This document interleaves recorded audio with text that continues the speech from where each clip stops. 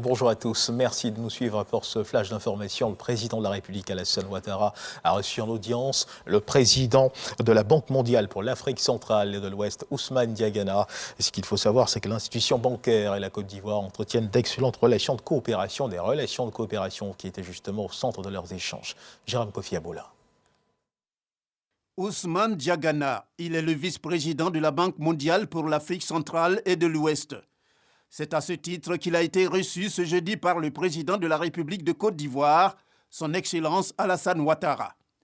A pris part à l'entretien qui s'est déroulé entre lui et le chef de l'État ivoirien, le vice-président Région Afrique de la SFI. Du côté de la SFI, nous avons parlé du rôle du secteur privé dans le développement de la Côte d'Ivoire et au-delà de la Côte d'Ivoire de la région. Nous sommes réjouis de la tenue à Abidjan de Africa CEO Forum. C'était une bonne occasion justement de faire le point avec des participants sur le développement, le point d'inflexion dans lequel nous sommes en Afrique, vraiment, et qu'il faut continuer à développer le secteur privé.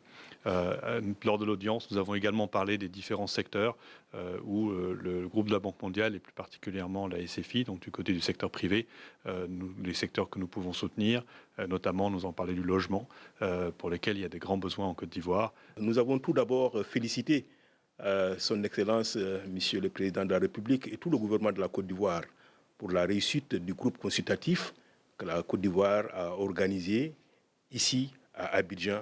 C'est la toute première fois qu'un pays africain organise une telle rencontre sur ses terres. Une réussite totale en termes de participation, mais également en termes de montants qui ont pu être mobilisés. Pour ce qui concerne le groupe de la Banque mondiale, c'est un montant de plus de 8 milliards de dollars. Nous sommes engagés à mettre à la disposition de la Côte d'Ivoire pour les 4 années à venir. Ça représente une augmentation de plus de 60% de ce que nous avons fait dans le cadre du PND précédent. En sortant du palais présidentiel, Ousmane Diagana s'est félicité de l'effort poursuivi par les autorités ivoiriennes en termes de développement. Pour lui, c'est grâce à cette résilience sous le leadership du président Alassane Ouattara que la Côte d'Ivoire aujourd'hui est, on peut le dire, le porte-voix de toute l'Afrique. Le président de la République, Alassane Ouattara, qui a également reçu le ministre congolais de l'Agriculture. Il était porteur d'un message du président Denis Sassou Nguesso. La coopération entre le Congo et la Côte d'Ivoire dans le domaine de l'agriculture a été abordée au cours de cette audience. Au chapitre des activités de la Première Dame, ce qu'il faut savoir, c'est que le dernier dîner gala organisé par la Fondation Children of Africa de la Première Dame Dominique Ouattara a récolté à ce jour plus de 6 milliards de francs CFA auprès des donateurs, un montant largement au-dessus de l'objectif initial qui était de mobiliser 4 milliards de francs CFA pour la construction d'un centre d'accueil pour les femmes victimes de violences à Adiaké et pour la reconstruction de la case des enfants dans la commune du Plateau.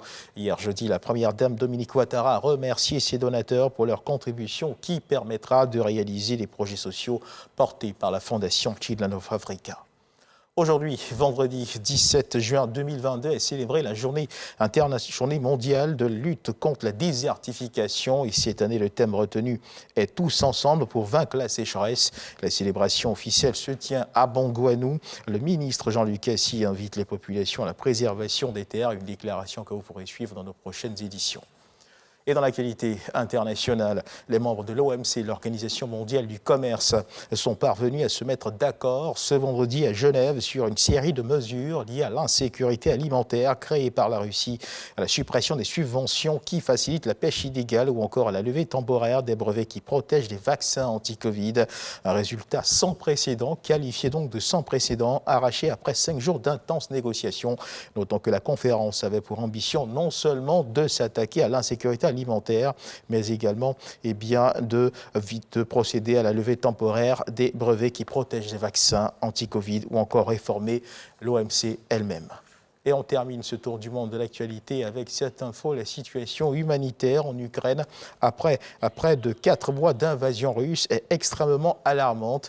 Inquiétude exprimée par l'ONU ce vendredi 17 juin alors que les combats entre armées ukrainiennes et russes font rage dans l'est du pays. Voilà qui marque donc la fin de ce flash d'information. Merci de nous avoir suivis. Je vous retrouve à 13h pour le journal.